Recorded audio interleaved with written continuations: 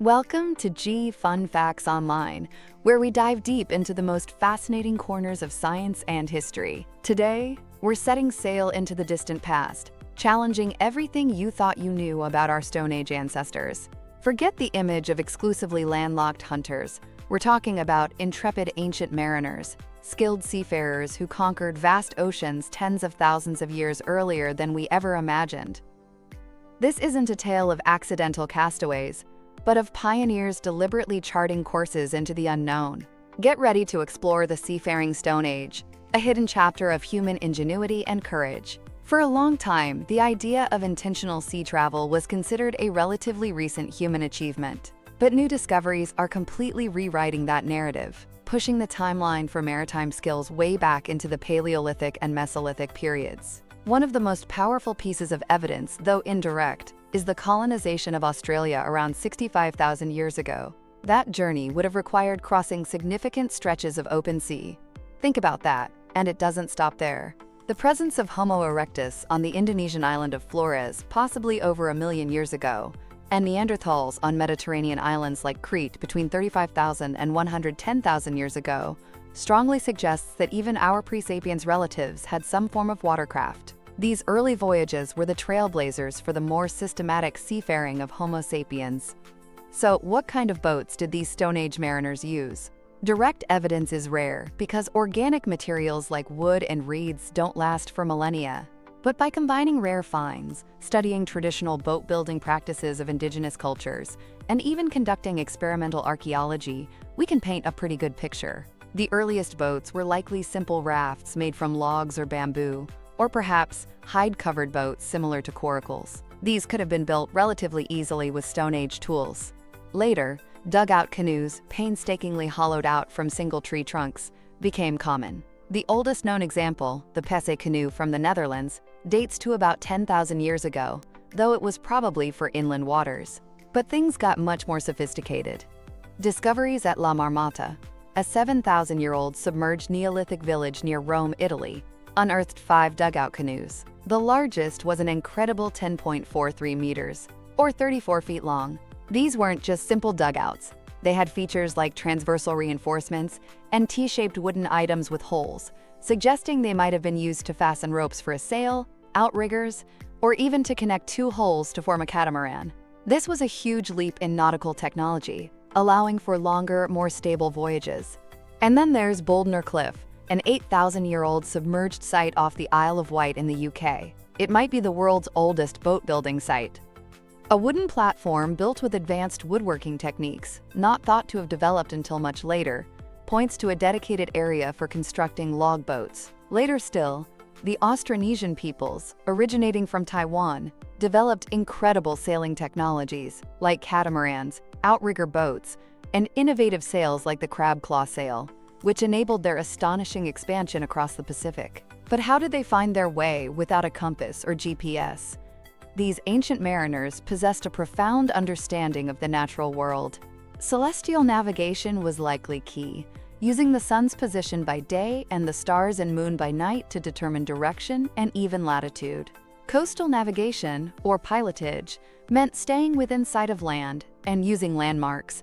They also had an acute awareness of ocean currents and wave patterns. The way waves bend and reflect off islands can signal land even when it's out of sight, a skill Polynesian navigators mastered.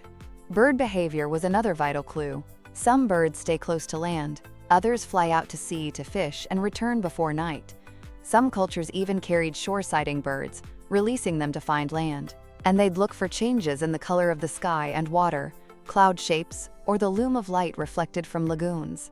Why brave such dangerous journeys? Motivations were diverse. Migration and colonization were fundamental. Seafaring allowed humans to settle new territories like Australia, the islands of Southeast Asia, the Pacific, and parts of the Americas. Recent finds in Malta show hunter-gatherers crossing at least 100 kilometers of open sea to inhabit the island 8,500 years ago. This wasn't accidental. It was systematic. Resource exploitation was another driver. Coastal and marine resources like fish, marine mammals, and shellfish were vital. Evidence from France and Spain shows humans crafting tools from whale bones 20,000 years ago. Trade and exchange also flourished. The obsidian trade is a prime example. This volcanic glass, prized for sharp tools, is found in limited locations.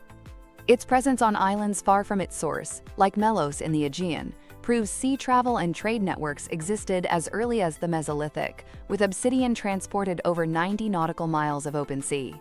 And, of course, there's the inherent human desire to explore, perhaps driven by population pressure or the search for new alliances. Much of this incredible story lies underwater, due to rising sea levels since the last ice age. This is where underwater archaeology becomes so crucial. Sites like Boldnor Cliff in the UK, La Marmota in Italy with its preserved canoes, Frankthi Cave in Greece showing Mesolithic seafaring through obsidian and deep-sea fish remains, submerged settlements in Danish waters with fish traps, and even a dugout canoe used as a coffin. These are treasure troves. The Tanimbar Islands in Indonesia suggest mariners reached these remote islands 42,000 years ago, requiring voyages over 100 kilometers.